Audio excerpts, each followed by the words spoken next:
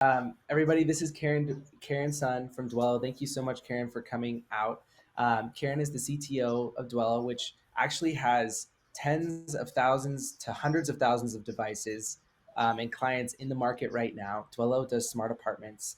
Prior to Dwelo, Karen was the chief engineering manager at Quizlet and was part of the team that made that. You've probably heard of that as well. And Karen, thank you so much. Very honored to have you here today. So I'll go ahead and give the stage up to you and mute myself if they can't.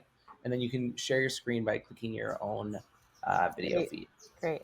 All right. Thank you for that intro, Danny. Thank you, everybody here, for coming. I wasn't sure about the format of the platform, so I'm hoping my talk will actually just be 20 to 25 minutes. And if there's a way to field questions, I'd love to do that. So we'll see what happens. Let me start by seeing how screen sharing goes.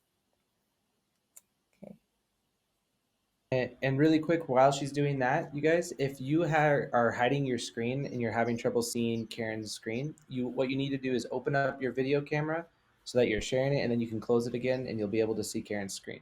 So thank you very much. All right. So, hi everybody. I'm here today to just kind of tell you a little bit about Dwelo, a little bit about myself, a little bit about Dwelo. And this talk is kind of designed to go over some of the common technical product challenges that we faced over time and some patterns that we've seen in IoT. We kind of affectionately sometimes refer to this whole space as a sector in which you need a lot of therapy. If you're an engineer, if you're a product manager, it just feels like you're dealing with all of these impossible problems all the time, and there's no sort of like solution that can hit upon this tripod of like performance and cost optimization and feature optimization. So just kind of like going over some of the common patterns that we saw and how we solve for them. Maybe it was more of like a cathartic thing for me to prepare, but there's a chance that this might be of interest to some of you as well. All right. So, quick overview. I'd like to tell you all a little bit about Dwelo, which just underwent a pretty big change. So I'll reference that as well. And then I'm going to go over kind of the 3 of the key decision points we had to make and what the trade-offs we were looking at were, and then kind of like conclude with some more learnings about all of those. Okay. We actually just announced this last week, but Dwelo was just acquired by Level, a company in the smart home space as well. And I'll go into what our partnership looks like and some of the new like product stack that implies in some of the following slides. But first, I'd like to tell you a little bit about Dwelo. So Dwelo is a smart apartment company. We've been around for about 6 years. We're based in Salt Lake City. And what that means is we develop technology to centralize the working and living experience in apartments. So we develop a smart apartment platform that centralizes a lot of the concerns of people who are living in the units at the unit level. We give them the ability to remote control their devices, whether they're locks, lights, thermostats, leak sensors, give guests access, things like that. But we also do a lot of optimization for the people that work in these buildings. And that's everything from trying to link up all your disparate software systems, like your property management integration system, with letting in maintenance staff, with executing self-tours. So there's just a lot of these concerns that happen at a community level. It's pretty specific to communities and is a superset of what people typically have to contend with in a single family home.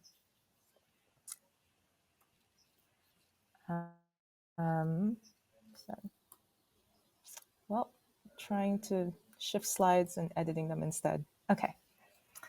And what that actually looks like as products is that we have mobile apps, Android and iOS native apps that residents can download. The minute they move into an apartment, they've already got all of these, devices in the walls, and they can just download the app. They're already registered by the property management staff, and they can just start remotely controlling, giving access in their unit. And I think a huge appeal of this is a lot of people don't have the money to just outfit their place where they live from scratch with all these really expensive devices.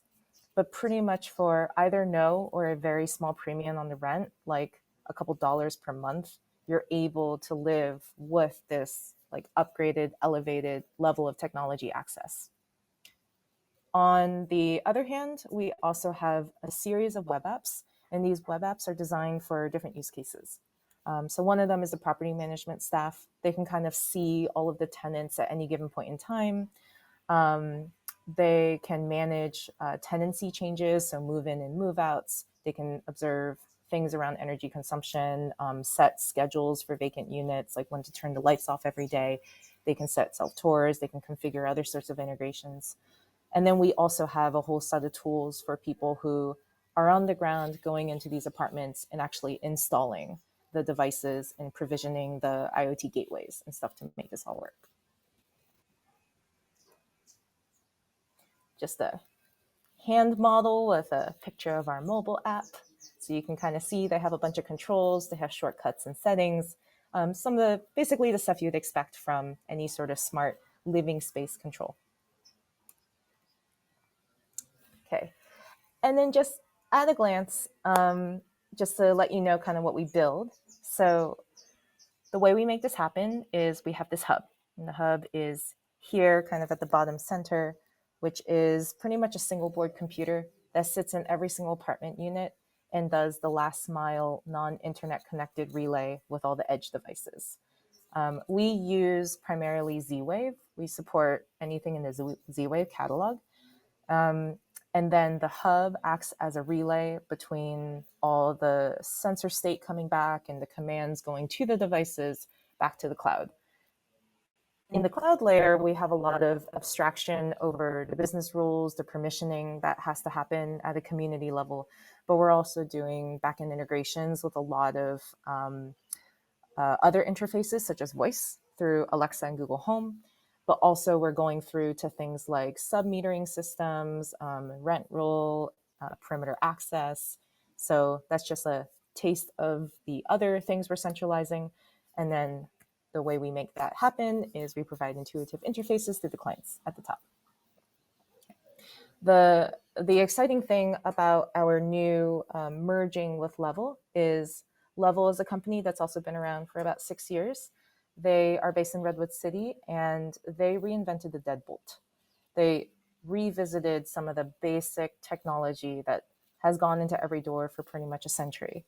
And they've made it smart. They've redone the electromechanical components of what goes into a bolt. And together with them, we are vertically integrating the stack now all the way down to, you know, the edge devices and the hardware, the lock, which is really the like access layer, the most critical part of the smart home or the smart apartment experience, all the way through the cloud. And there's a lot of other exciting stuff in that mix, but we're really focused on designing the future of what connected living spaces can look like. Okay. So along the way, we ran into a lot of interesting challenges. And normally at this point, I would start to ask people who've been in IoT, what are some of the fun challenges or questions you've had when it comes to managing your fleet, or essentially, you know, managing all of these IoT devices that you're manufacturing. Maybe you're not, maybe you're buying them and you're trying to control them.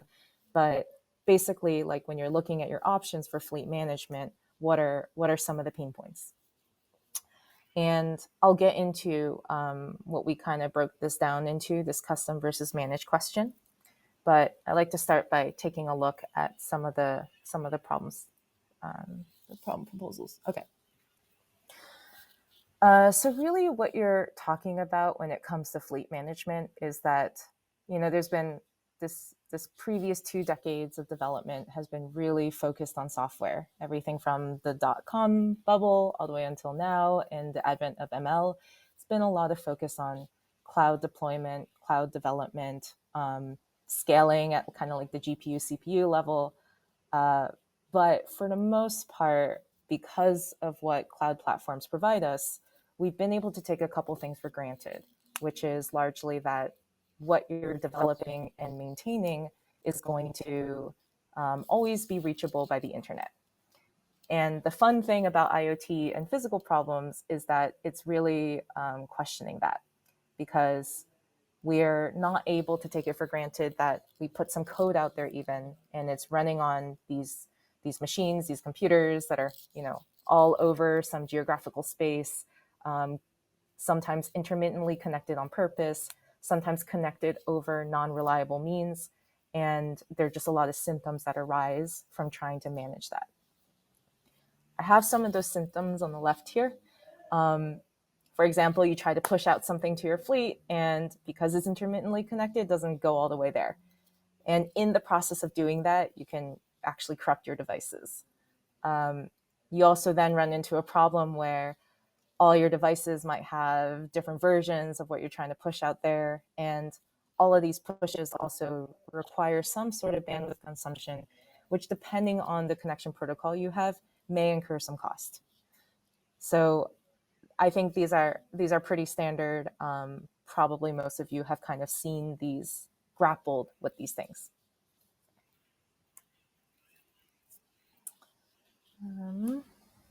Okay. I'd say that our main question was, given these symptoms and given some of these problems, like, how do we solve for them? How do we manage our fleet in a sane way? What are some of the things we're looking for? So on the one hand, you could go completely in-house. You could be like, okay, we know what our problem space is. We're the ones who manufactured and built these devices. We're writing the firmware on them. We want to own the entire chain from manufacturing, development, all the way to deploy and monitoring and maintenance and troubleshooting. And we are going to dedicate ourselves to building out that custom pipe. On the other hand, there has been an advent of people providing these services. And there was a decision point for us, I think, about 3 years ago, to really go for a managed solution, like go all in on the state-of-the-art managed solutions that were out there, or go all in on hiring a team for some in-house care. And this is just kind of listing out the main sort of points we had to take into account. I think it really came down to all of the things you have to consider to manage a fleet. It's not just about getting code out there and kind of seeing what's going on. It's everything from how do you embed into your development workflow? How do you monitor cost? How do you abstract over some of these intermittent connectivity edge cases, like solving for corruption, like solving for partial or batch downloads, or getting diffs really small, to all the different ways you could monitor, and then how do you actually optimize the bandwidth on the monitoring side of things. We thought it came down to our ability to actually execute that and get the in-house resources for it versus vendor lock-in. Like going with some managed solution, really having to trust that they were the ones who were focused on this problem, and that their roadmap would be, aligned with what we also need in the future, and how much do we really believe in their team and their ability to be flexible as well. I think ultimately for us, it wasn't really a list of pros and cons. It was just, it came down to, do we have the resources? Do we think we can find them? And do we think we know enough about the problem and can abstract over all the concerns we have? And another big thing that a managed offering has for you is that they have a lot of customers and they've seen a lot more use cases than you have. So you get to also benefit from the learnings that they have serving a lot of the people. Which is a bit of a spoiler alert. We did go with a managed fleet management service. We went with Bellina, which might be familiar to some of you. Bellina is focused on giving you this end-to-end service across managing all parts of the IoT development and deployment lifecycle. And they're built on top of code that is ostensibly open source. So if you really wanted to, you could always just bring it in-house and manage it and run it yourself. So that somewhat mitigates the vendor lock-in problem. I'd say the thing that was really appealing about them and has proven itself out over the course of using them is that they have really good abstraction over some of the most common failure cases with over there over the air updates and internet intermittent connectivity problems. So they do A/B partitioning for you, and they have deployments that are custom to each OS out there. They've even worked with us on some custom OS needs. Um, they are container based and increasingly are offering you more fine-tuned controls over container-based development and looking at helping you decrease the size of an update by going container specific and looking at a diff between the blobs. Um, and also they give you a lot of programmatic and visual controls.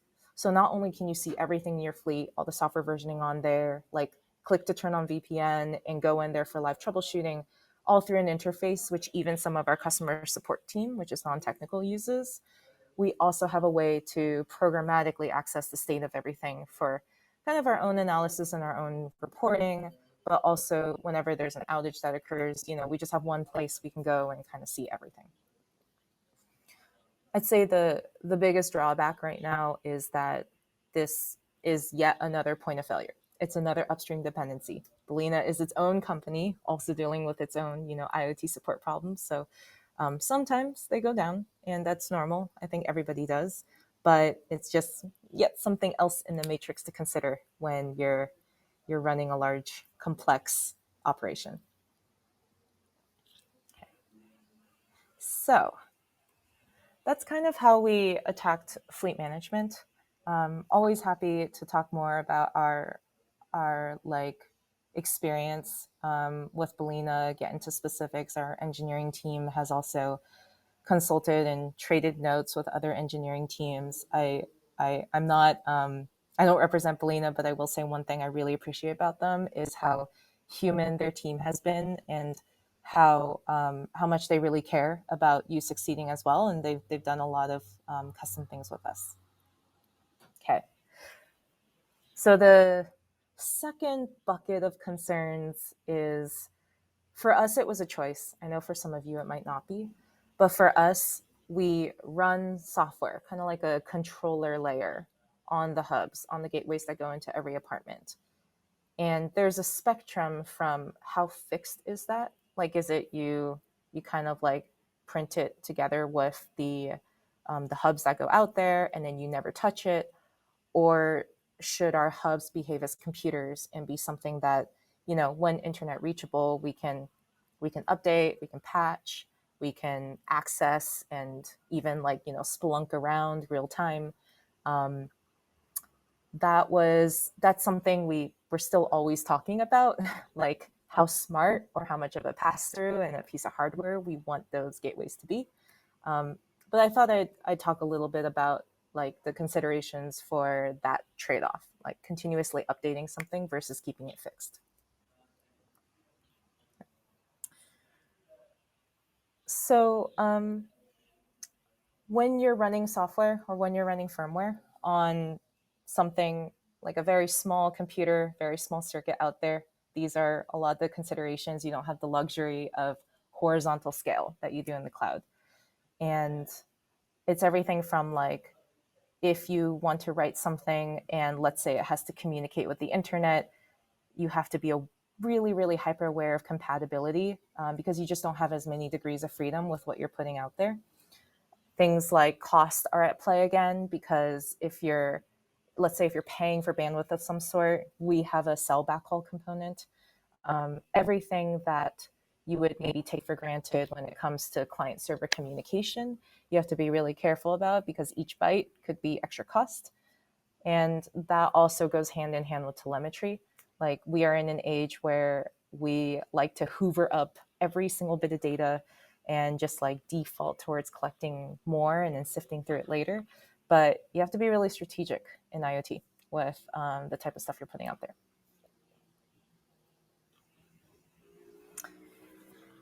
So when we kind of look at our choices of how static to keep something versus being able to have a lot of flexibility with it, I think I want to call out three things here. So the first is, I think that it is a fact that no matter how much you try to keep, let's say, generations of hardware or firmware up to date and in sync and in step, the fragmentation is inevitable. There's always going to be something that you can't reach that's going to fall into a bad state, that's going to die, that's going to break itself.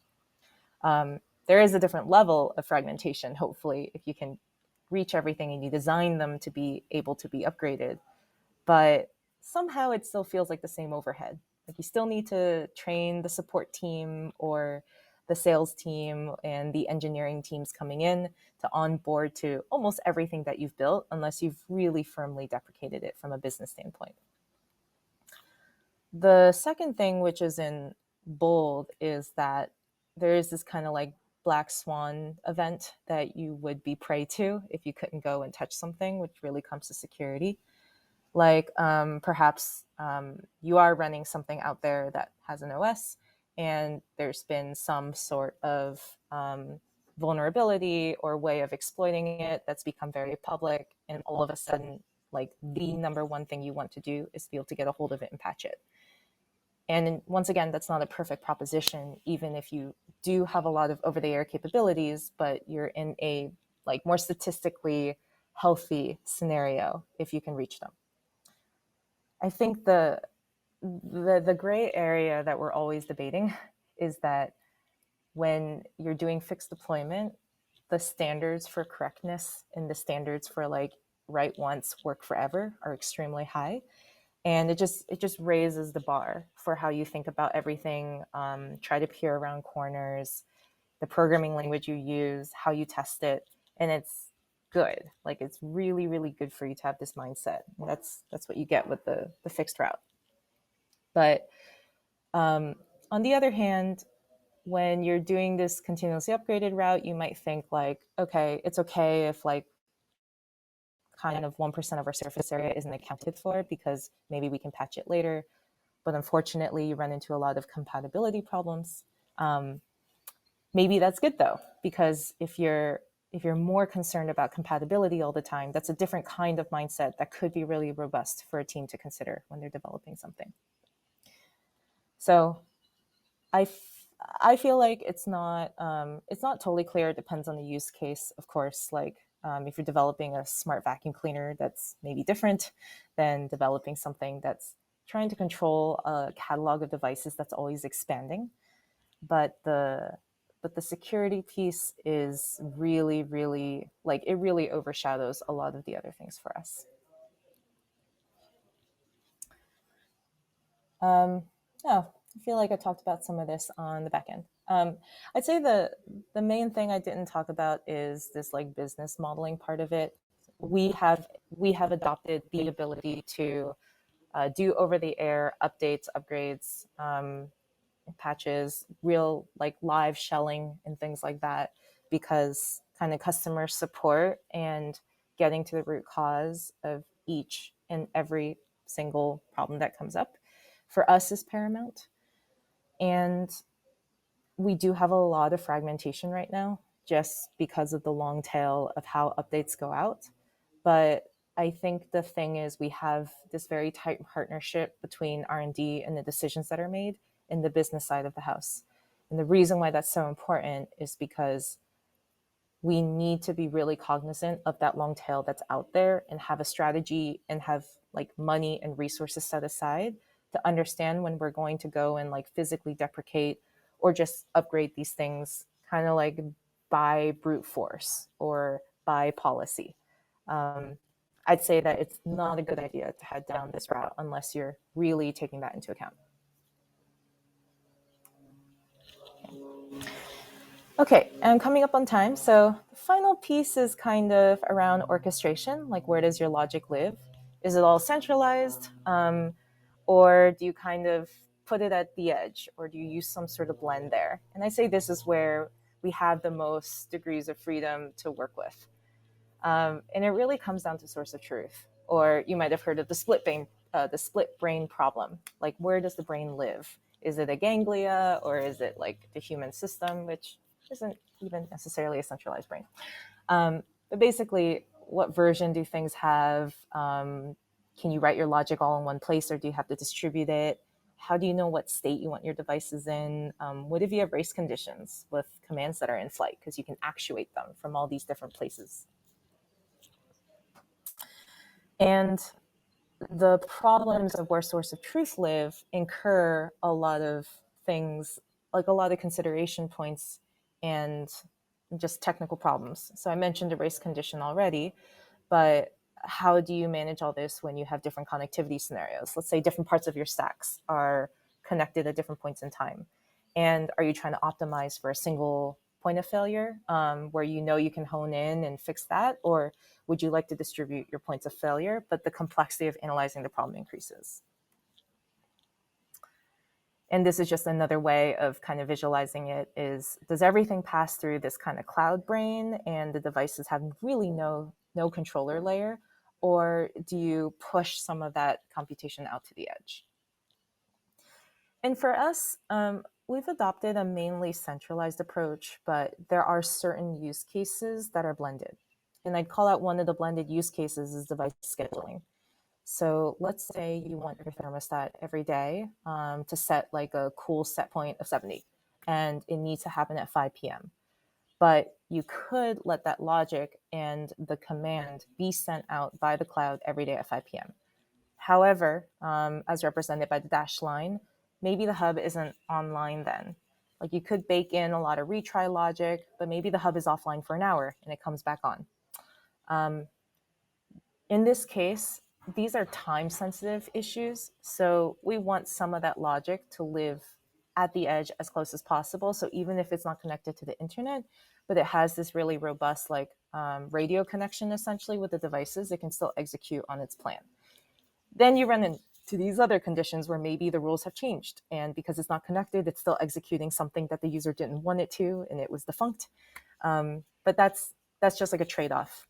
And we have a mantra, which is you should always just figure out how to implement something common sense and find a way to tell the user what is happening. Okay.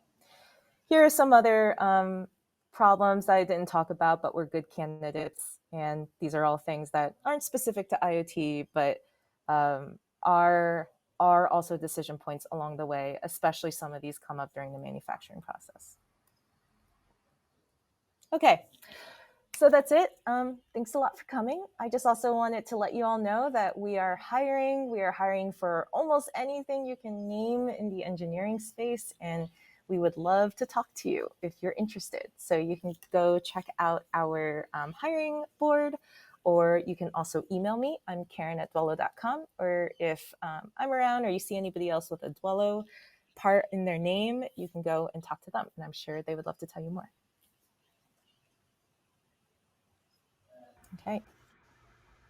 Thank you so much, Karen. It was really, really cool to hear about the Dwell story from your perspective and all of the challenges that come into play when you're dealing with thousands of devices in the field. So thank you. And if anyone would like to, Karen, are you okay to stick around your booth for a little while? Right up. Okay. If anyone would like to talk with Karen, you can find her at the booth or walking around the world.